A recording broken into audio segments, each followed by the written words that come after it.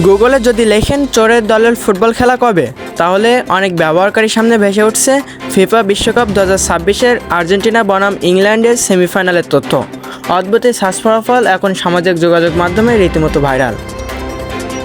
অনেকে ভেবেছেন গুগল বুঝে আর্জেন্টিনাকে নতুন কোনো নাম দিয়েছে, কিন্তু বাস্তবতা একেবারেই ভিন্ন।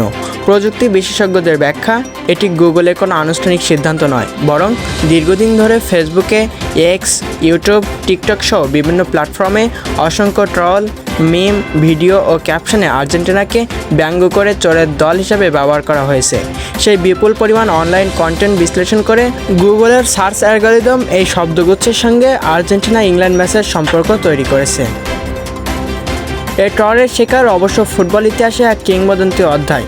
1986 বিশ্বকাপের কোয়ার্টার ফাইনালে ইংল্যান্ডের বিপক্ষে ডিয়েগো ম্যারাডোনার বিতর্কিত হ্যান্ড অফ গোল আজও আলোচনার বিষয়।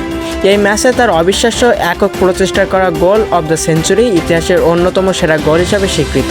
সেই বিতর্কের রেস ধরে প্রতিপক্ষ সমর্থকদের একাংশ এখনও আর্জেন্টিনাকে ব্যঙ্গ করে বিভিন্ন নামে উল্লেখ করেন।